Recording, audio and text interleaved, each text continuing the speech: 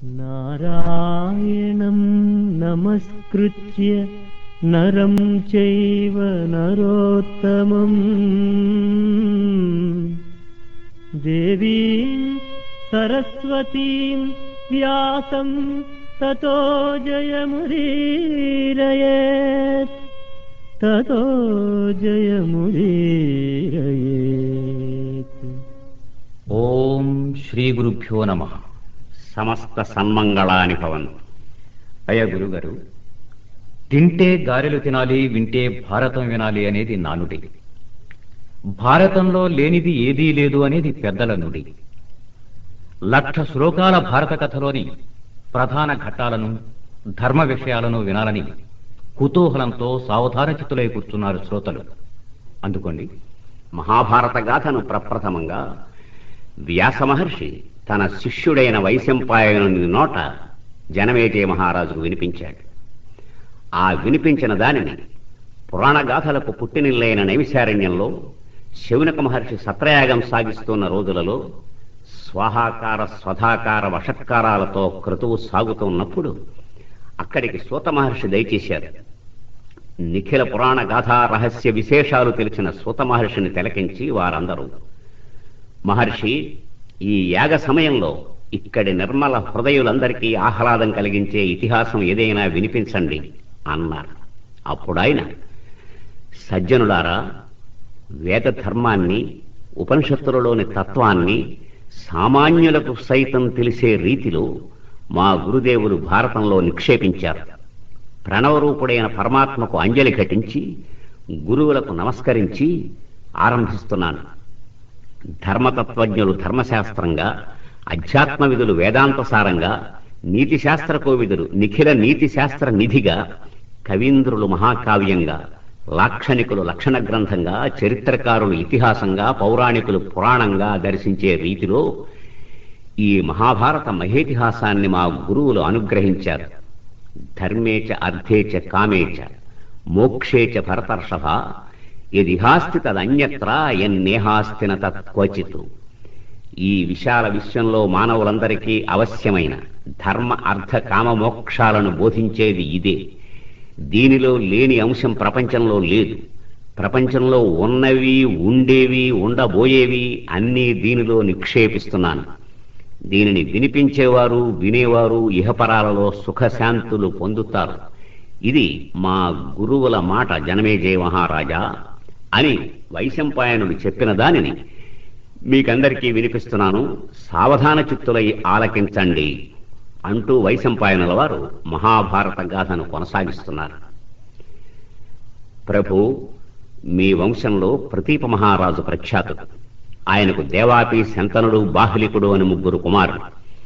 పెద్దవాడైన దేవాపి లోక కళ్యాణకాంక్షతో రాజ్యం విడిచి తపస్సు చేసుకోవడానికి వెళ్ళాడు. అందువల్ల శంతనుడు మహారాజయ్యాడు.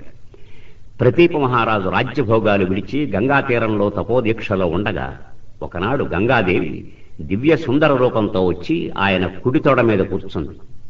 గంగ నిజాంగదిప్తులెసగన్. ప్రతీపుడు కనుడు తెరిచి, ఏమిటి నీ కథ అన్నాడు.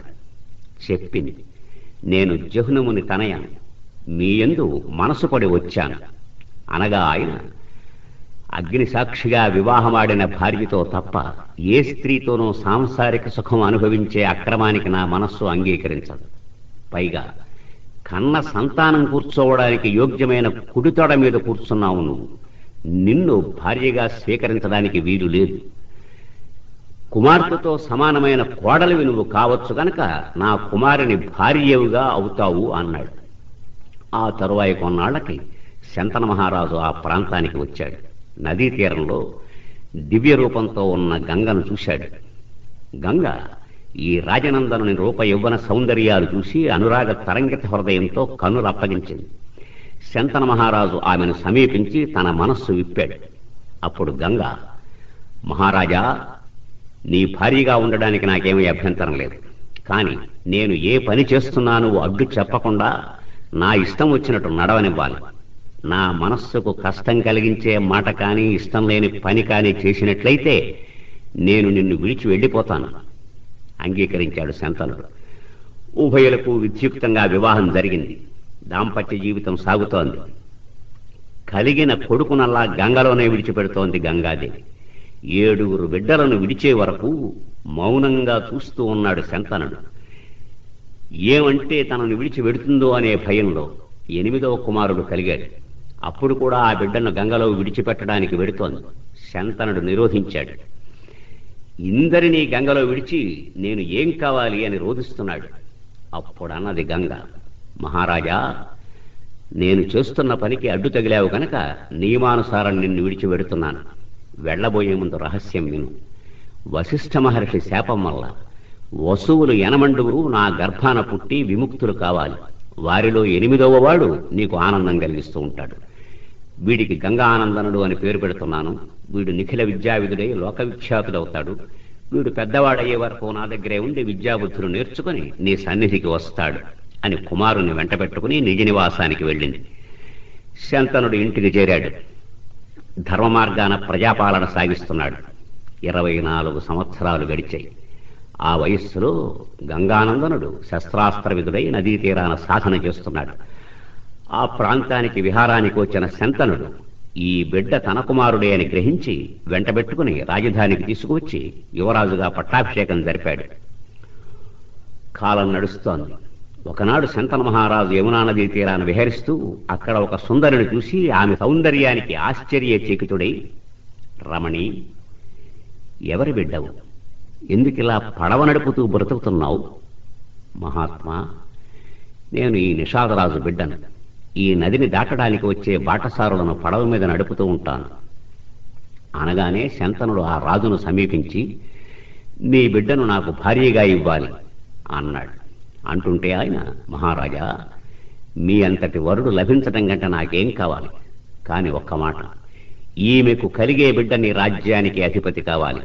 అందుకు సమ్మతమైతే నా బిడ్డను పరిగ్రహించండి. శంతనుడు విచారంతో ఇంటిముఖం పట్టాడు. ఆమె మీద వ్యామోహంతో మనస్సు ఆవేదనాపరమైంది. ఏ పని చెయ్యలేకపోతున్నాడు. శరీరం శుష్కిస్తోంది. అది చూసి గాంగేయుడు తన వృద్ధ మంత్రి ద్వారా తండ్రి బాధ తెలుసుకుని ఆ నిషాదుని దగ్గరకు వెళ్ళి, దాసిరాజా, నీ బిడ్డకు పుట్టే కుమారుడే చక్రవర్తి అవుతాడు. కన్న తండ్రి సుఖం కోసం నేను రాజ్యాధికారం వదులుకుంటున్నాను. నీకు విశ్వాసం కలగడానికి నేటి నుండి బ్రహ్మచర్య వ్రతాన్ని అనుసరిస్తున్నాను. మీరు నిస్సంశయంగా మీ కుమార్తెను నాతో పంపండి అని సత్యవతిని రథం మీద రాజధానికి తెచ్చి కన్న తండ్రికిచ్చి వివాహం చేశాడు. శంతనుడు సంతోషంతో, నాయనా, నీ ధర్మనిష్టకు ఫలంగా స్వచ్ఛంద మరణాన్ని అనుగ్రహిస్తున్నాను అన్నాడు. తండ్రి కోసం బ్రహ్మచర్య వ్రత ప్రతిజ్ఞ చేసిన కారణంగా నాటి నుంచి ఆ భీష్మ ప్రతిజ్ఞ చేసిన వాడు భీష్ముడు అనే పేరుతో లోకంలో ప్రఖ్యాతుడయ్యాడు. శంతనుని వల్ల సత్యవతికి చిత్రాంగద విచిత్ర వీర్యులనే కుమారులు కలిగారు. వారు చిన్నవారుగా ఉండగానే శంతనుని దేహయాత్ర అయిపోయింది. అప్పుడు భీష్ముడు తల్లితో సంప్రదించి చిత్రాంగదుని సింహాసనం ఎక్కించాడు. వాడు బల మద గర్వంతో తిరుగుతూ చిత్రాంగదుడనే గంధర్వుని చేతులలో కన్నుమూశాడు.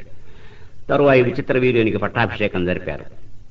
వాడికి యవ్వనం రాగానే భీష్ముడు వెళ్లి కాశీరాజకన్యలు అంబా, అంబిక, అంబాలికలు 3 తీసుకొచ్చి వివాహం చెయ్యబోగా వారిలో అంబ, మహారాజా, నేను యుతపూర్వమే సాళ్వదేశ ప్రభువును మనసా భర్తగా ఆరాధిస్తున్నాను అనగా ఆమెను రథమెక్కించి సాళ్వదేశం పంపి అంబిక, అంబాలికలను విచిత్రవీర్యునితో వివాహం జరిపించాడు.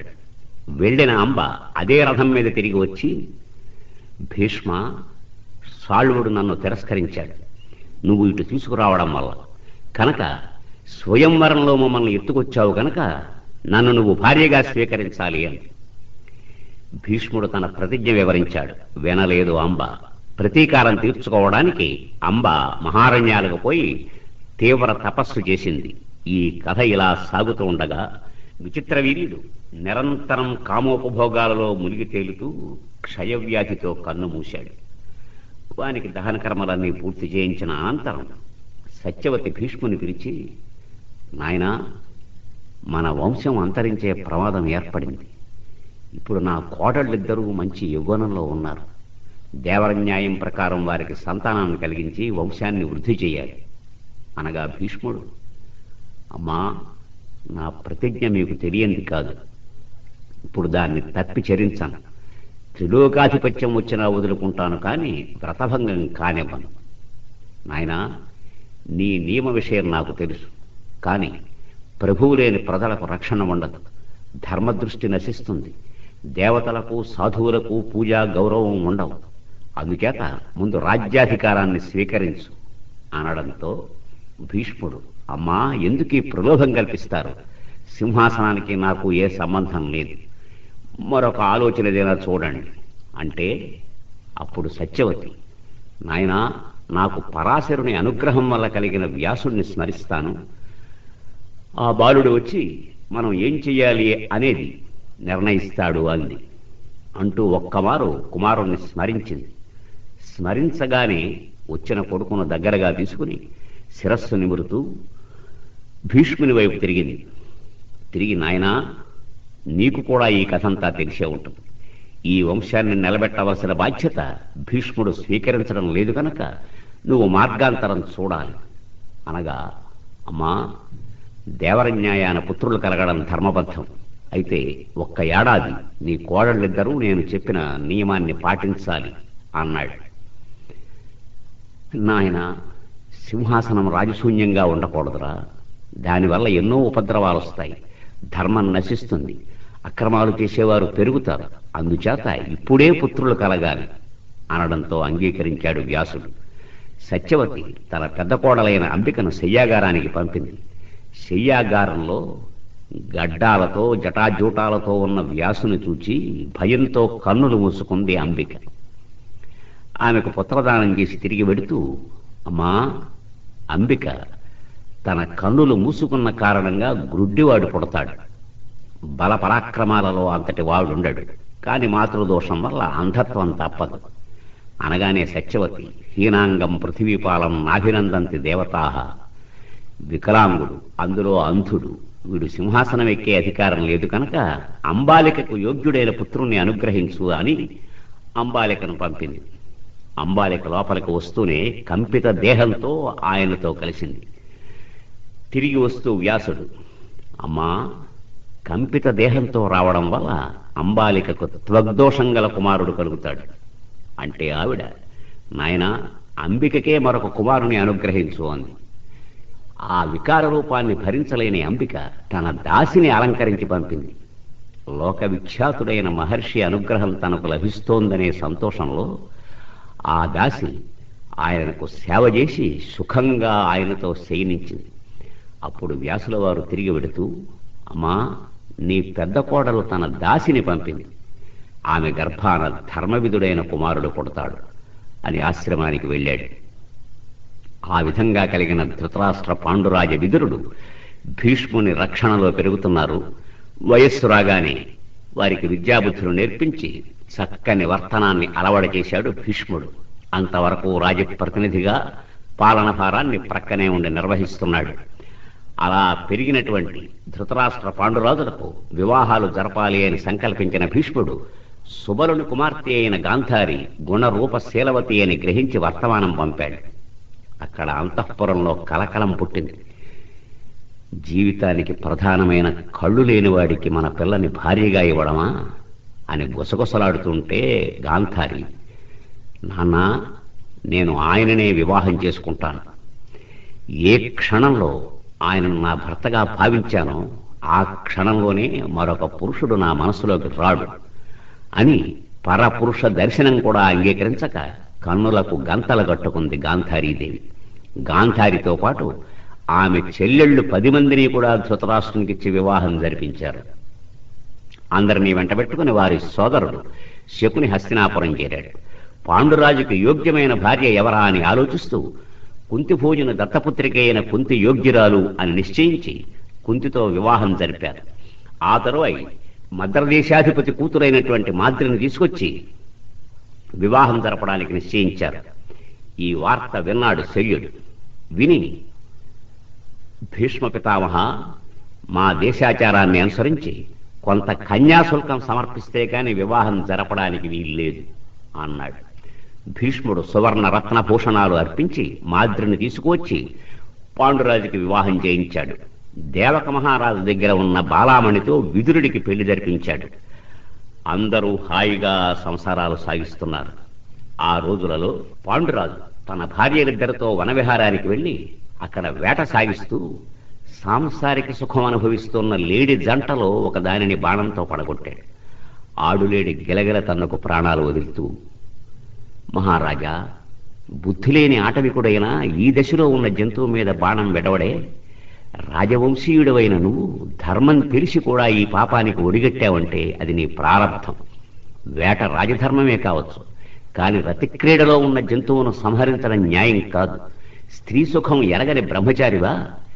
దీని ఫలంగా నువ్వు కామవాంఛతో స్త్రీని సమీపించిన కాలంలో ప్రాణాలు వదులుతావు అని శపించింది.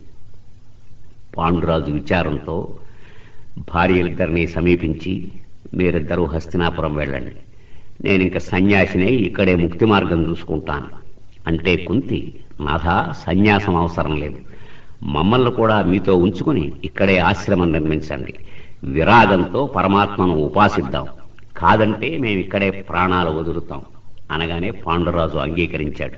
అక్కడ వానప్రస్థం సాగిస్తున్నాడు. ఒకనాడు పాండురాజు కుంతీదేవిని పిలిచి,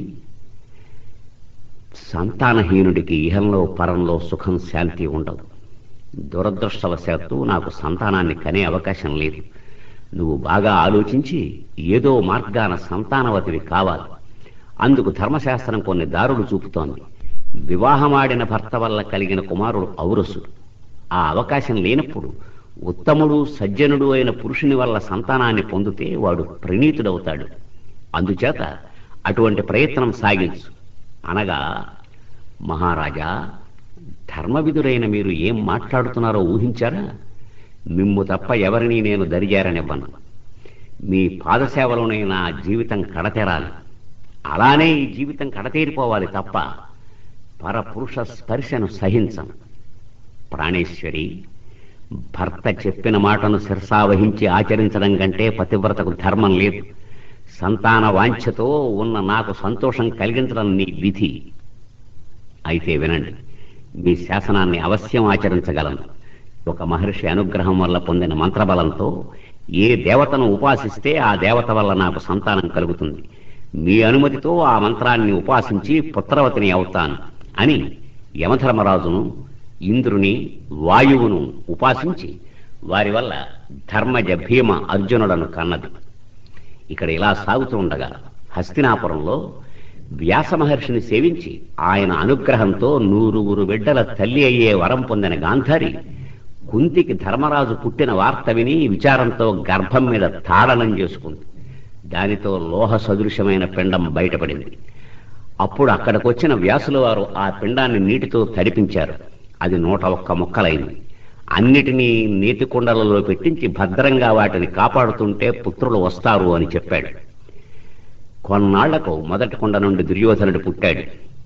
వాడు పుడుతుంటే గాడిదలు ఓండ్ర పెట్టాయి, ఉల్కలు పడ్డాయి, ఉత్పాతాలెన్నో గోచరించాయి.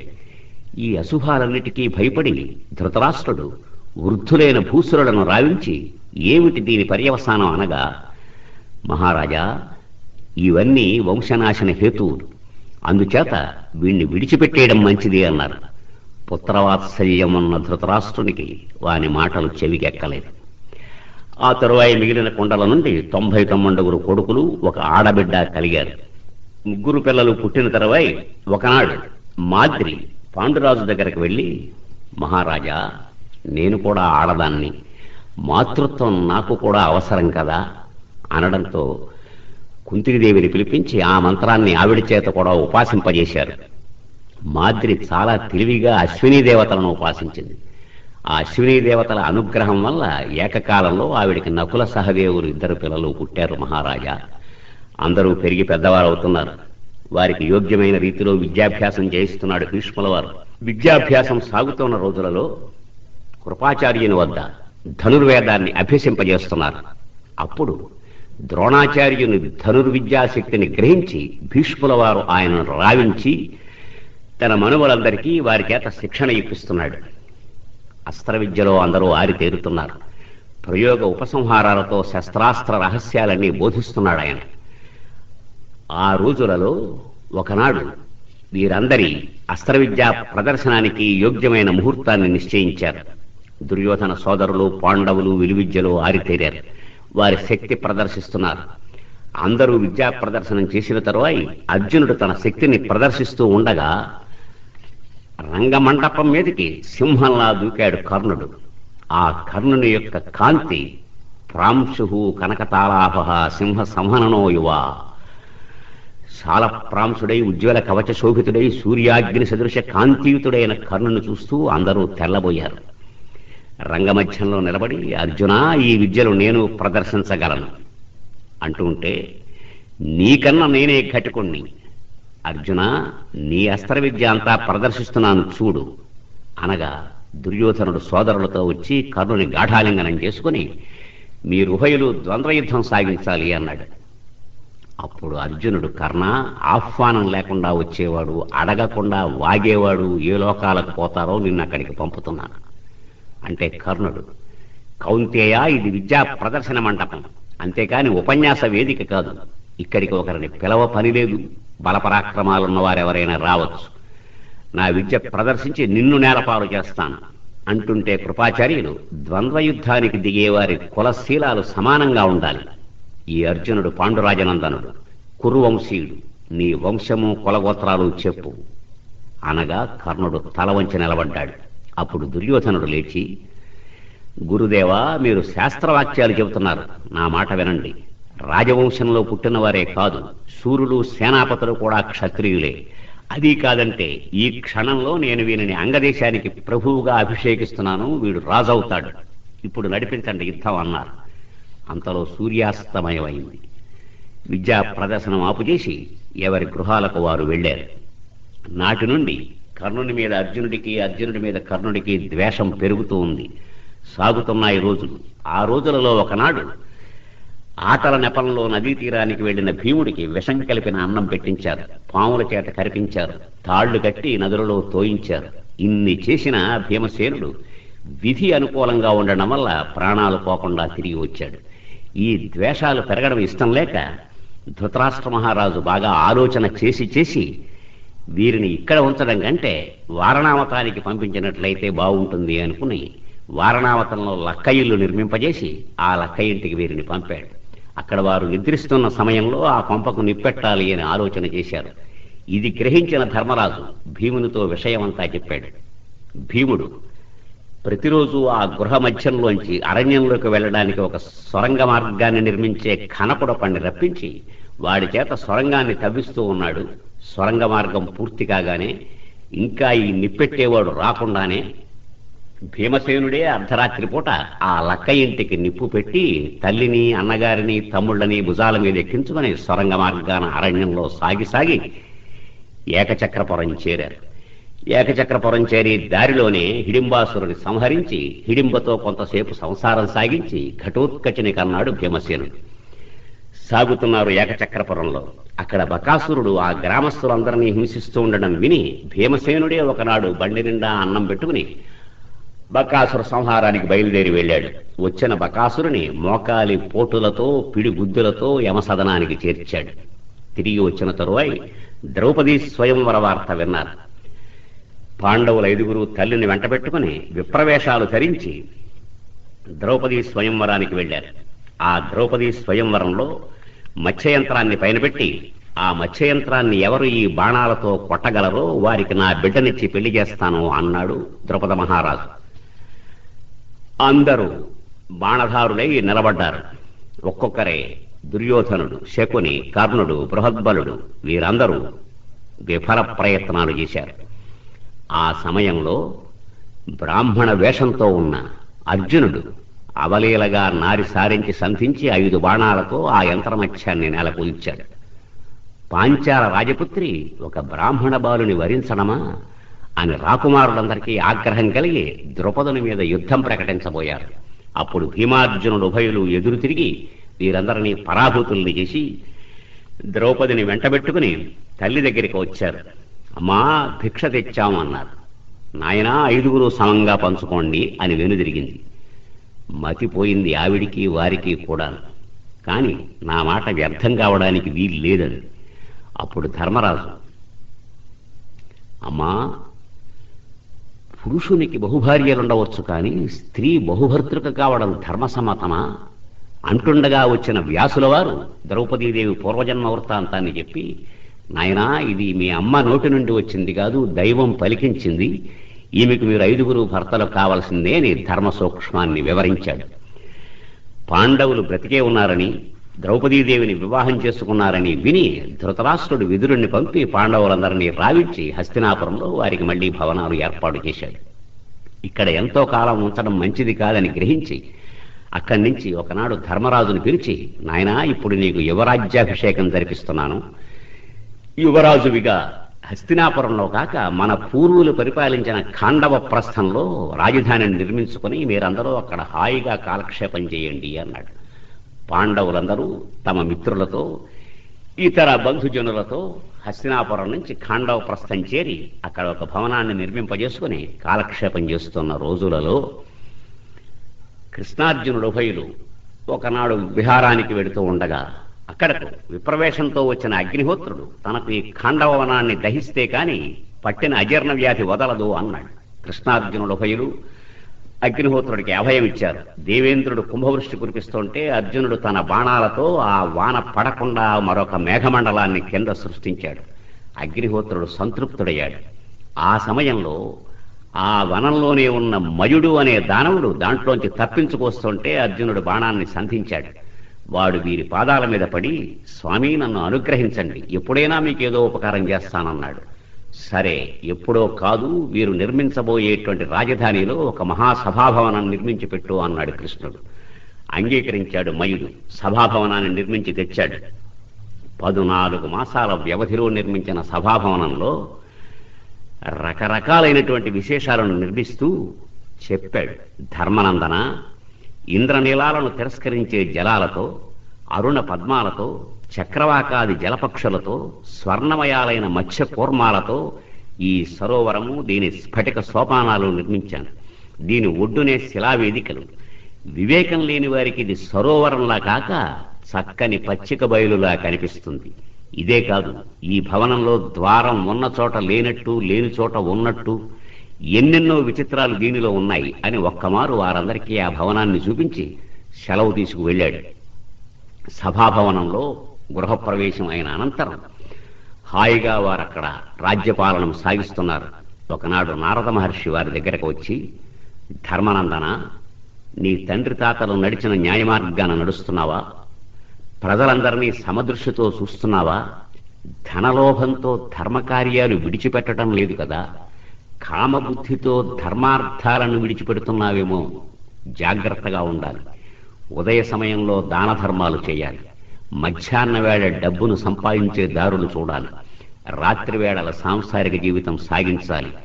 ఇలా సాగించేటువంటి వాడు ఎవడైనా సరే హాయిగా ఇహంలో పరంలో సుఖాన్ని పొందుతారు.